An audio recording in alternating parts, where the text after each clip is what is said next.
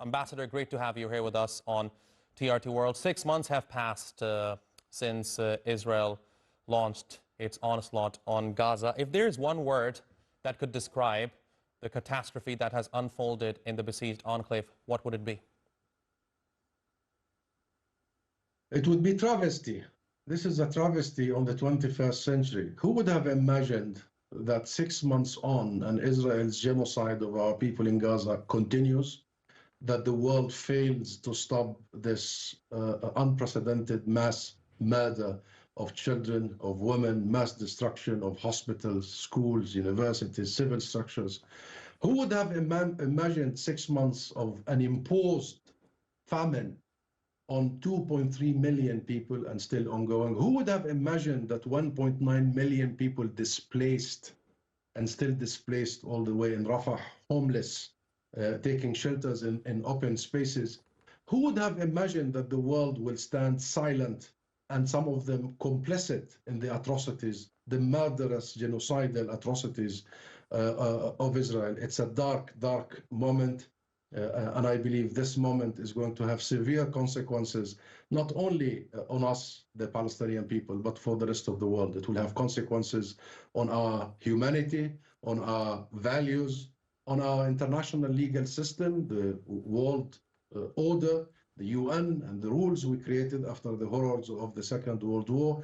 And it will have consequences on the next wars, because everybody is watching what Israel has done. Israel has demolished every rule we built together, every basic value and principle the human family has built together.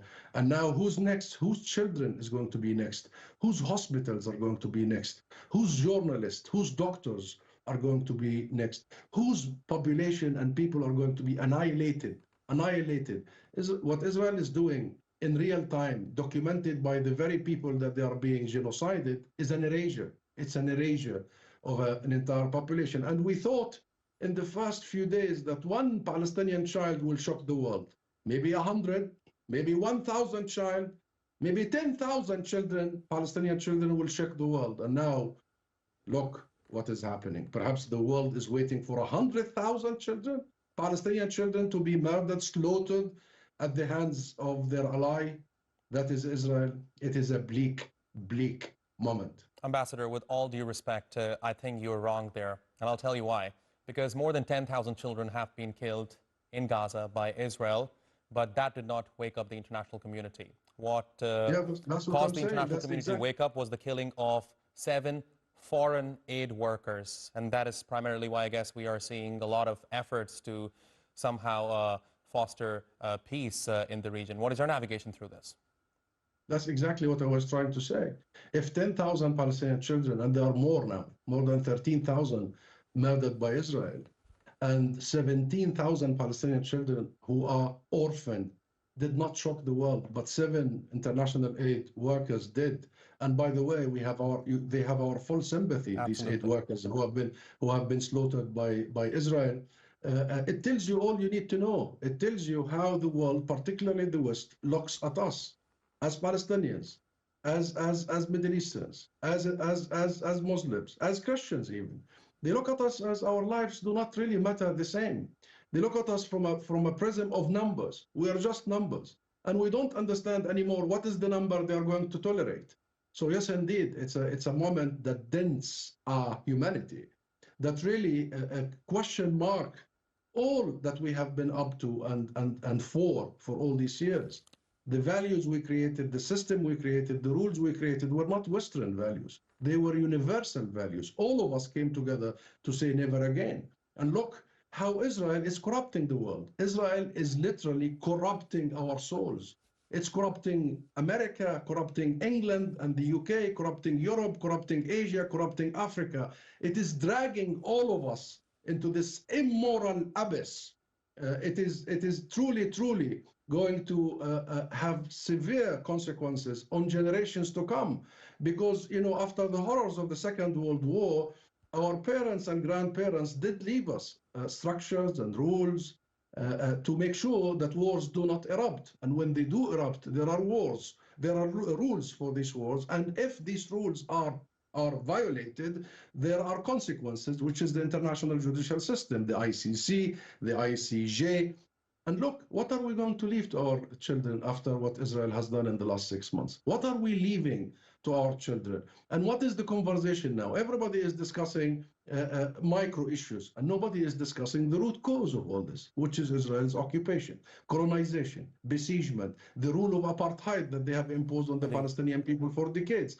And therefore, yes, it is the world that we need to discuss right now, my friend, not Israel. Israel is genocidal. It's as simple as that. And they believe they can get away with anything. They can get away with the murder of children, the murder of doctors, the murder of journalists, the murder of international aid workers, the murder of anybody. They could get away with destroying our education sector, our health sector, our water treatment plants, our everything.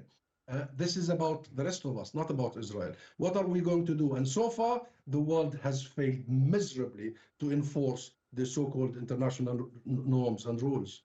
Indeed, I think it's a matter of shame for humanity seeing what has unfolded in Gaza over the past 6 months. Now, Ambassador, I've spoken to many experts about this subject, and I want to bring your attention to this.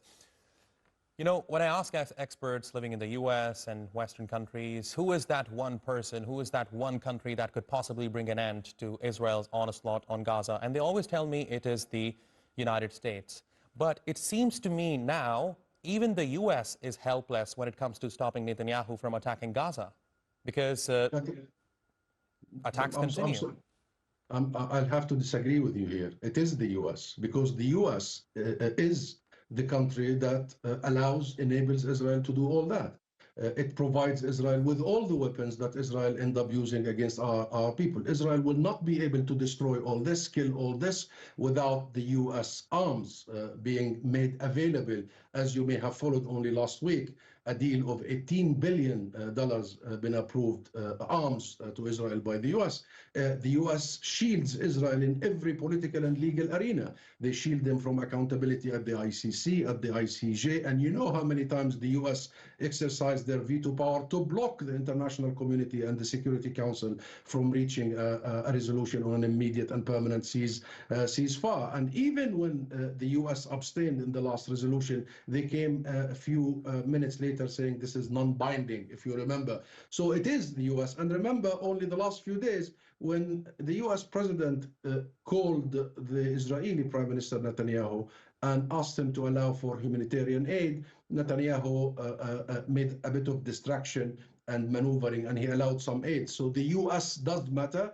And if the US does not exercise its leverage on Israel, then the US is practically complicit in the crimes being committed against the Palestinian people. Okay, it's mind-boggling, because I want to get this right. So are you indicating that the US does not have genuine intentions when it comes to stopping the war? Because on the one hand, we see statements like permanent ceasefire now from the White House, especially over the past few weeks, that Israel should protect civilian lives. But on the other, as you said, the US has been arming Israel, and it's the American bombs that Israel has been using in Gaza. So action speaks louder than words. Is that what it is? Exactly. It is not words that we are interested in. We have had enough statements from several US officials. What we need is action. And the US has a toolbox. They know what to do. They have done it many times with other international players and even friends. They know what to do. They know the S word, sanctions.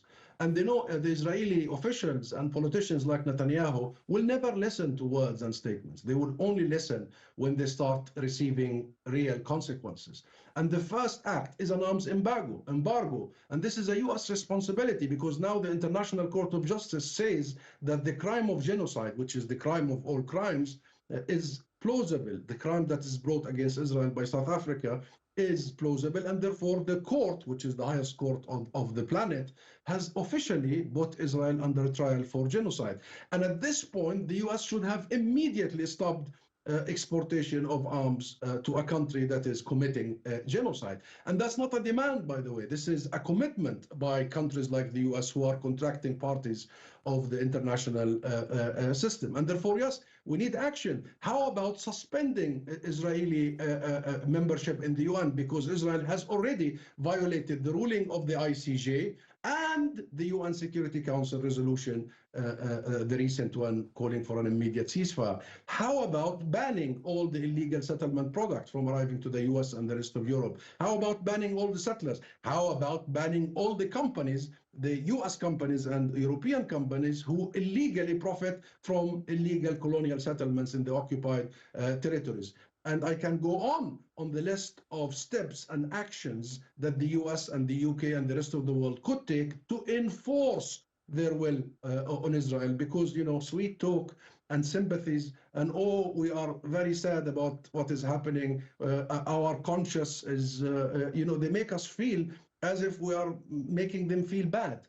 I mean, do something, do something. You are a state and a contracting party of the international system. It is your responsibility to stop genocide. It is your responsibility to treat every single state in the international system equally. And it is the US, that has enabled Israel to behave as if they are a pariah state, above the rules, above the law, an exception to every rule. And that's what Israel is getting. That's what Israel is interpreting, that they can do anything. It is the West that enabled all this from day one, when every Western politician on the 7th of October and onward said just one sentence, that Israel has the right to defend itself unequivocally, without ensuring that that is within the contours of international law, without reminding Israel as an occupying power that occupation and occupying powers do not have rights, they have responsibilities, obligations, duties. The main duty of any occupying power is to protect the civilian population under their occupation and to provide for them, provide health, education, food, water, not to impose famine, a man-made, an Israeli-made famine on the Palestinian people. And that's why from day one, Western politicians have miserably failed to apply the same rules equally, and look at the results. Look at the results. And until now, they are unable to take the actions required by these states to actually stop the genocide. So until I see a decision by the US administration to stop sending Israel arms, then we can discuss if the US is serious or not. Strong words there. Now, Ambassador, I know you were a bit tight on time, but I really have to ask you this one question because it's related to the latest developments that have taken place. Now, a meeting is going to take place in Cairo involving all key stakeholders. Certainly, this is not the first time these stakeholders are meeting, but is there something different this time around, and how confident are you that something concrete can come out of this meeting? There has been an international formula negotiated, mediated by main countries, regional and international, Qatar included, Egypt included, the US included, and this formula includes the exchange of hostages. I want to remind the world, through you, my friend, that we have hostages in Israeli jails.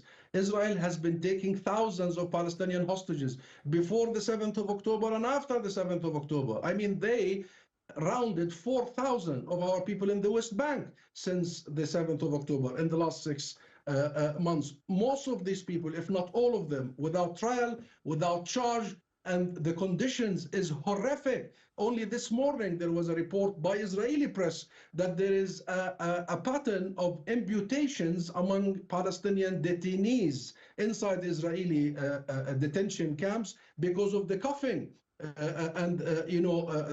The condition is horrific to an extent that Israeli doctors now are cutting the legs and cutting the hands of these detainees. Those are hostages. We have children in Israeli detention, Palestinian children.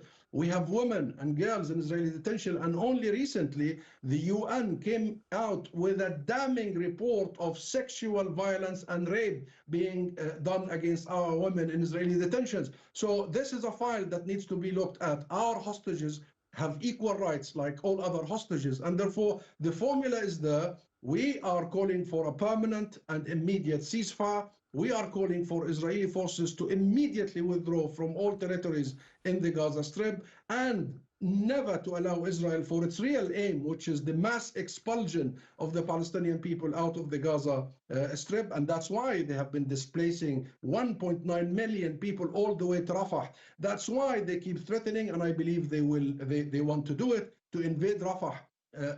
Because this is the plan. The plan is to turn Gaza lifeless, unlivable, to destroy the north, destroy the middle of Gaza, make sure that people in the very south in Rafah has no homes to go back to, they have no schools to send their children to, they have famine if they come back to the north of Gaza, and then in the south they continue bombarding them because the plan is to push them out of the homeland. In such a scenario, in such a picture, any deal has got to make sure that Israeli plans are challenged and not implemented, that a ceasefire is permanent and is immediate, that we move directly to a political horizon that visit the root cause of all this once and for all. 76 years of Nakba and displacement and dispossession, 56 years of occupation and colonization, 17 years of besiegement of Gaza and blockade. This is a time when we turn this tragedy into a momentum and we move in a very quick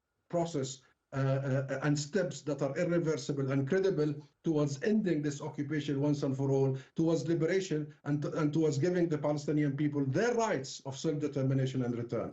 Fascinating insights into the topic. Ambassador Husam Zomlot, thank you very much for talking to us here on TRT World. Really appreciate your taking out the time. Thank you.